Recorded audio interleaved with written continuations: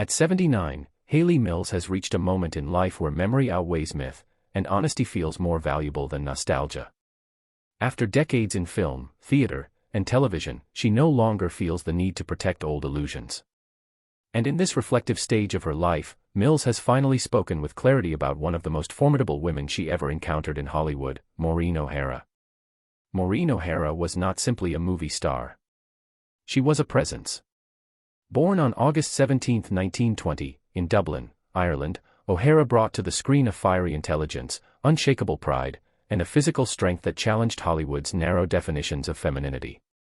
Long before strong female characters became fashionable, O'Hara was playing women who spoke their minds, stood their ground, and refused to be diminished.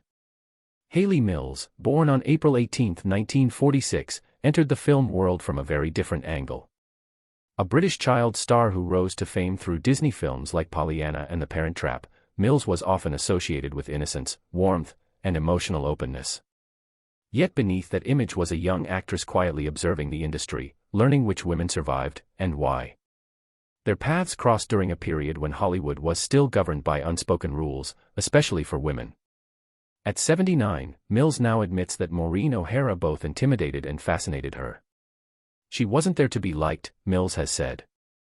She was there to be respected. What Hayley Mills finally reveals is that O'Hara's reputation for toughness was not an act. In an industry dominated by powerful men, O'Hara had learned early that softness could be mistaken for weakness. She protected herself with discipline, sharp boundaries, and an unyielding sense of self-worth. Mills recalls watching O'Hara command a room without raising her voice. Directors listened. Co-stars adjusted. Crew members noticed. It wasn't fear, it was authority. She knew exactly who she was, Mills explained. And she never apologized for it. At the time, this approach could feel harsh, especially to younger actresses still finding their footing. Mills admits that in her youth, she sometimes mistook O'Hara's firmness for coldness. Only later did she understand it as survival. Hollywood Spotlight sources note that O'Hara came from an era where women were expected to endure quietly while being endlessly agreeable. She rejected that bargain outright. She negotiated her contracts, fought for better roles, and openly challenged directors when she felt a scene betrayed the truth of her character. Hayley Mills now says that truth-telling is what truly defined O'Hara.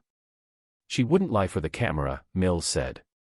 If something felt false, she pushed back. That resistance came at a cost. O'Hara was often labeled difficult, a word disproportionately applied to women who refused compliance. At 79, Mills acknowledges how damaging that label could be, and how courageous it was for O'Hara to endure it anyway. She paid a price for her strength, Mills reflected. But she paid it knowingly. One of the truths Mills has finally shared is that Maureen O'Hara did not seek sisterhood in the way later generations might expect. She wasn't interested in bonding over shared struggle. She believed each woman had to stand on her own. That independence sometimes created distance.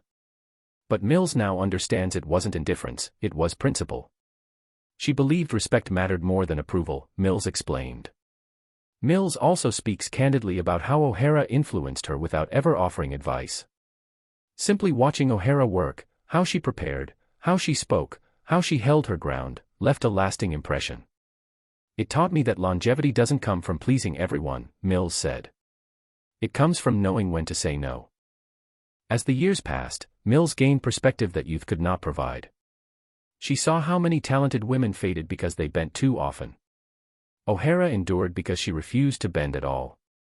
At 79, Mills admits that Maureen O'Hara was ahead of her time in ways Hollywood only later recognized. Long before conversations about agency, consent, and equality entered mainstream discourse, O'Hara lived those values instinctively. She didn't need permission, Mills said. She assumed she already had it. Perhaps the most striking truth Mills now shares is that beneath O'Hara's formidable exterior was a deeply private woman who valued loyalty above fame. She kept her circle small, her principles firm, and her personal life guarded. She wasn't lonely, Mills clarified. She was selective. In reflecting on O'Hara's legacy, Mills doesn't frame her as flawless. She acknowledges that O'Hara could be rigid, uncompromising, and intimidating. But she also insists that those qualities were forged by an industry that offered women little mercy. At the time, Mills said, soft women didn't last. Now, with decades behind her, Hayley Mills views Maureen O'Hara not as an unapproachable legend, but as a woman who carried the weight of her era so others wouldn't have to. She held the line, Mills said quietly.